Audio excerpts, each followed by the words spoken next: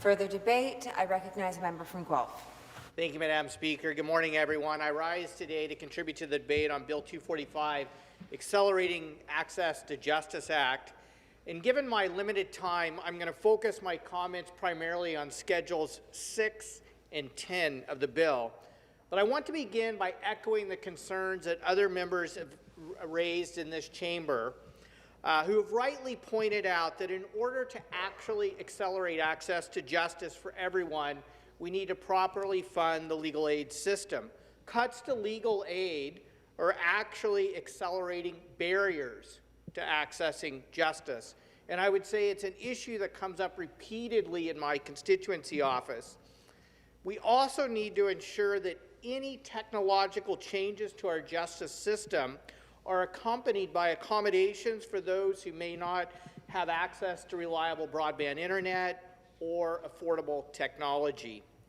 I've had many people reach out to my office, particularly in the last couple months, with concerns about barriers to accessing the Landlord-Tenant Board during COVID for hearings, especially since those hearings relate to their possible evictions. So we should not be creating barriers for people to access justice, which brings me to Schedules 6 and 10 of the bill, Speaker. I'm very concerned that several proposed changes in these schedules will limit public participation and access to justice. My first concern is that the bill removes the ability for non-party participation at tribunal hearings. The Environmental Review Tribunal, in particular, currently allows non-parties to make oral submissions at hearings. Now, this will be limited, if this bill would pass, to written submissions only. This undermines public participation in environmental and land use decisions. Many of these decisions affect people that may not be direct party to the hearing. And I believe the public has a right for their voices to be heard on these issues. This also allows people who may not have access to legal representation to participate in hearings without cost barriers. So I don't want to see those changes take place in this bill. Bill 245 would also allow tribunals to dismiss a proceeding if they believe that the proceeding has no reasonable prospect of success. This, too, will limit access to justice. It does not accelerate access to justice as the bill purports to do. Everyone deserves a right to a hearing. My third concern is that Schedule 10 limits appeals to questions of law under the EPA, the Environmental Protection Act. This is extremely concerning, Speaker, because there will no longer be an avenue for the public to appeal on a decision on the basis of fact or policy. This means that people will not have the ability to appeal a decision they believe would have a negative effect on the environment or the health and safety of their community. Instead, the only mechanism for recourse would be to appeal to divisional court only on a question of law. This will severely narrow the scope of what can be appealed. My fourth concern is that the amalgamation of several tribunals into one Ontario Land Tribunal will result in a loss of expertise. The strength of having very specific tribunals like the Environmental Review Tribunal is the expertise in the adjudicators. So I'm confused about the rationale the government has for this amalgamation. The government has stated that the changes will eliminate unnecessary overlap between cases. But this could have been addressed by amending the Consolidated Hearings Act to give a tribunal authority to consolidate hearings at multiple tribunals into one single hearing without eliminating the individual tribunals. So I don't understand why the government is using such a drastic mechanism to achieve that objective when they have other means at their disposal. Finally, Speaker, Since this bill makes significant changes to important environmental legislation, I believe it is essential that relevant parts of the bill be posted on the Environmental Registry for public consultation before it continues to committee.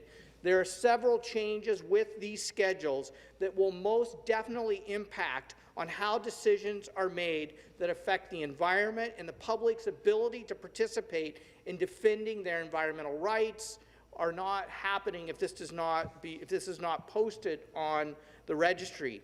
The Environmental Bill of Rights clearly states that any policy that may, and I quote, have a significant impact on the environment shall be posted for public to comment for at least 30 days.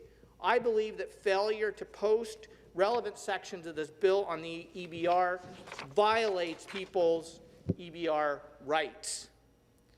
Speaker, I want to conclude by saying this bill continues a disturbing trend that started with day one of this government to eliminate environmental protections that protect the health and safety of our community, and that's why I encourage members to oppose particularly schedules that I've outlined. Thank you, Speaker. Thank you. Questions and comments? Okay, I recognize a member from Whitby. Thank you, Speaker. You will know that this legislation includes amendments to strengthen the work of the public guardian and trustee in several ways. And I haven't heard any debate or focus on this important series of amendments by the members of the opposition or the independents at all. Will the member for Guelph stand in his place and say whether he supports these amendments to the important work of the public guardian and trustee, yes or no? Response, the member from Guelph. Yeah, I appreciate the member's question. And yes, of course, there are some aspects of the bill, Schedule 2, for example, which I think you've just raised, that I would support. No doubt about it. But there are significant concerns with this bill that make me unable to support it. I've focused my comments on two particular schedules, but to be honest with you, those aren't my only concerns. I mean, other members have raised concerns around the possible opening of the politicalization of appointment of judges, which concern me as well.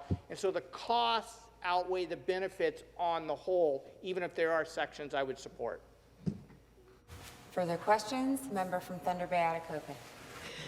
Thank you, Speaker, and thank you to the member from Guelph for his comments this morning on the bill. And I think that we share a concern, you mentioned the landlord-tenant board and the problems that people are having accessing those mechanisms. And so, like with an eye that we were told we're going to help people access justice in there. So I now have small landlords and tenants coming to me saying they cannot maneuver the system that is in place because of lack of access to technology, or just a streamlining so severe that has actually made access in the north terrible for folks. And so I am wondering that in your area, how are people managing with these kinds of supposed access to justice? Response, the member from Guelph.